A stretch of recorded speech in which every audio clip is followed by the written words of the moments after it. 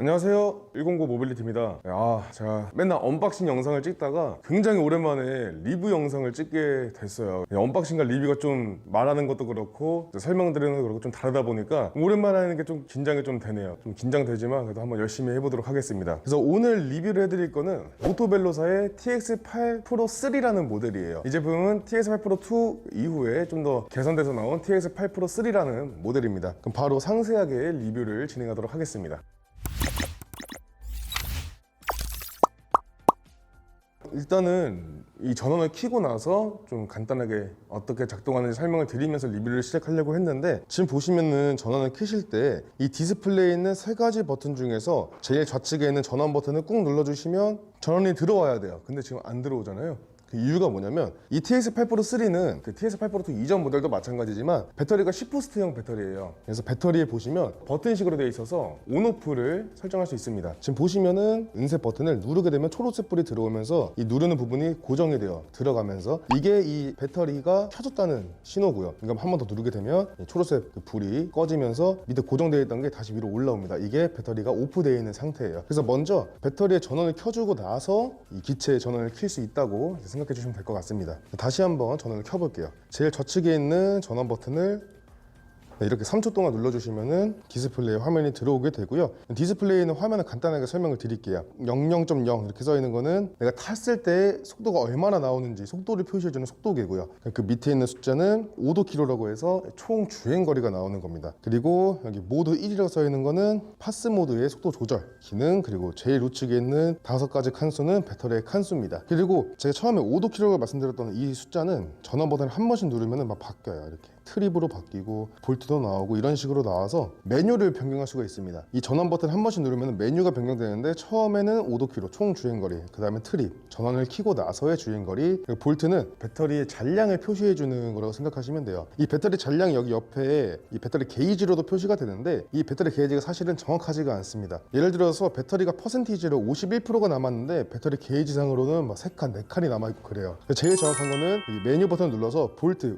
50.4V 나와 있는 이 항목 있죠. 이 항목을 보시는 게 제일 정확합니다. 이 제품이 48V짜리 제품이에요. 48V짜리 제품이 완충이 됐을 때는 54.6V가 나옵니다. 그리고 이제 제품이 꺼지기 직전의 볼트는 42V라고 생각을 하시면 돼요. 제품이 꺼지는 방전 전압이 42V, 그리고 완충 전압이 54.6V, 이 두 가지를 기억해 두시는 게 사실 배터리 잔량을 보기엔 제일 편합니다. 완충이 54.6V인데 50V면은 퍼센티지로는 한 60% 정도 남았다고 보시면 될 것 같아요. 그리고 한 번 더 누르면 이제 막 1분 55초인데 이거는 전원을 켜고 얼마나 시간이 지났는지를 측정해 주는 거라고 보시면 됩니다. 그리고 제가 아까 이제 모드 1, 이제 파스 모드의 속도 조절이라고 말씀드렸는데, 얘 같은 경우에는 이 전원 버튼 옆에 있는 플러스 마이너스 버튼으로 조작이 가능해요. 0부터 5까지 조작이 가능하고요. 이게 0일 때는 지금은 스로틀이 안 달려 있지만 스로틀을 추가했을 때 스로틀과 파스 두 가지가 다 작동이 안 될 겁니다. 1단 이상부터 이제 모터가 작동을 하게 돼요. 그래서 일단 간단하게 이렇게 계기판 상으로는 설명을 좀 드렸고요. 그리고 그 좌측에 있는 라이트 버튼과 경적 버튼까지 다 달려 있습니다. 이 제품 같은 경우에는 라이트를 켰을 때 전조등만 들어와요. 후미등은 기존에 설치가 안 돼 있는 제품이라서 후미등은 별도로 나중에 설치를 하셔야 될 것 같습니다. 네, 그리고 기능이 한 가지가 더 있는데, 저희가 이 제품을 끌고 다닐 때 그냥 끌고 다니면은 평지에서는 몰라도 좀 언덕을 올라갈 때 혹은 육교를 가지고 올라갈 때는 좀 힘들 수가 있어요. 아무래도 전기 자전거다 보니까 일반 자전거랑 비교했을 때 무게가 좀 더 나가는 경향이 있어서 이 제품 같은 경우에는 도보 모드라는 기능이 하나 추가되어 있습니다. 도보 모드는 뭐냐면 이 마이너스 버튼을 한번 꾹 눌러볼게요. 꾹 눌렀을 때 뒤에 모터가 살짝씩 돌아줘요. 그래서 이 마이너스 버튼을 누르면서 끌고 다니시면은 좀 더 편하게 끌고 다닐 수 있습니다. 평지에서 이 도보 모드를 사용하게 되시면은 빠른 걸음 혹은 뛰어야 될 수도 있어요. 그래서 이 기능은 언덕을 끌고 올라갈 때 혹은 육교 같은데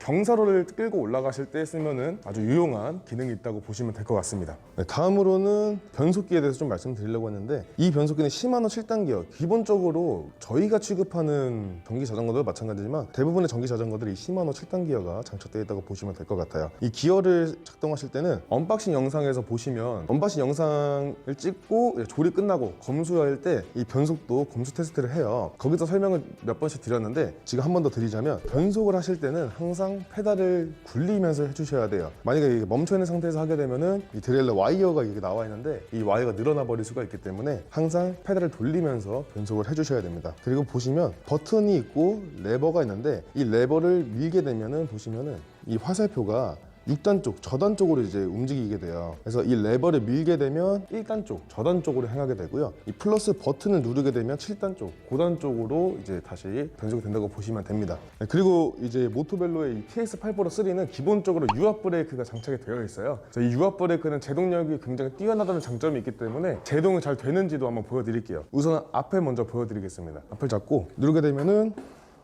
굉장히 제동이 잘 되는 걸 보실 수 있을 것 같아요. 전륜 브레이크는 보여드렸고 이제 후륜도 한번 보여드리겠습니다. 보시면은 움직이지 않고 바로 앞바퀴가 들려버리는 모습이 보이실 거예요. 그래서 브레이크도 굉장히 작동을 잘 하고 또 유압 브레이크가 장착이 되어 있어서 제동력이 뛰어나다는 것도 볼 수가 있을 것 같아요. 네, 그리고 이제 서스펜션을 좀 보여드리려고 했는데 이 제품은 후륜 서스펜션은 달려있지가 않아요. 보시면은 다른 제품들과는 좀 다르게 후륜에 서스펜션이 달려있는 모습은 안 보이실 거예요. 후륜 서스펜션은 없지만 전륜 서스펜션은 기본적으로 달려있기 때문에 어느 정도는 충격 흡수가 가능하다고 보시면 될 것 같습니다. 이렇게 전륜 서스가 작동하는 모습을 보이실 거예요.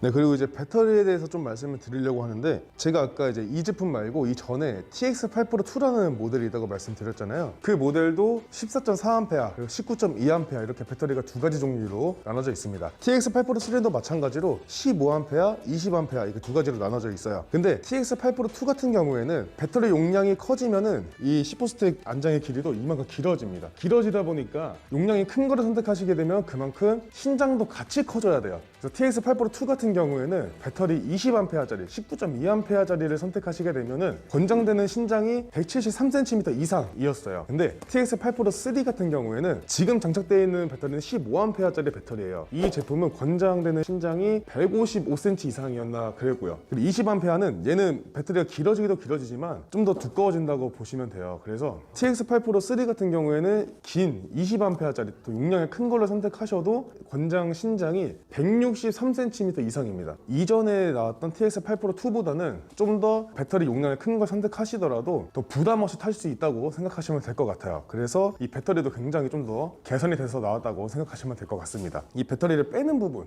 이 방전 단자라 그러죠. 이 단자를 끼고 뺄 때 TX802 같은 경우에는 단자를 꽂고 나사선이 나 있어서 너트를 돌려서 잠가줬어야 되는데 TX803 같은 경우에는 원터치 방식으로 되어 있습니다. 뭐 나사를 돌려서 잠글 필요가 없고요. 그냥 이 파나솔 레버를 돌리고 쭉 빼주시면 돼요. 굉장히 쉽게 탈착이 가능합니다. TX802 모델보다는 이 TX803가 더 배터리의 탈착이 더 자유롭고 또 배터리의 용량을 더 큰 걸 선택하시더라도 타고 내리는 거에서 좀 더 편하게 타고 내릴 수 있다고 생각하시면 될 것 같아요. 배터리 빼고 낄 때도 그냥 마찬가지로 눌러주시면 하면 장착이 가능합니다. 네, 그리고 이 제품 같은 경우에는 폴딩이 된다는 것도 하나의 장점이라고 볼 수가 있을 것 같아요. 예를 들어서 이 제품을 가지고 차에 실어서 이동하기에도 굉장히 간단하게 가능하시고요. 예를 들어서 겨울에 너무 추워서 혹은 장마철에 비가 너무 많이 와서 이 자전거를 못 탈 것 같은데 보관은 또 밖에다 하기는 좀 그렇고 그럴 때는 접으셔서 실내에서 보관도 가능하시기 때문에 폴딩이 된다는 것 또한 굉장히 큰 장점이라고 생각됩니다. 그래서 일단 폴딩 하는 것도 보여드릴게요. 우선은 얘는 페달부터가 폴딩이 가능합니다. 그래서 페달에 먼저 접는 걸 보여드릴 텐데 페달 접는 건 굉장히 간단합니다. 양쪽 다 같은 방법으로 접으시면 되고요. 엄지손가락으로 이 크랭크, 이 페달에 설치되는 크랭크 암을 잡아주고 나머지로 페달을 눌러주면 됩니다.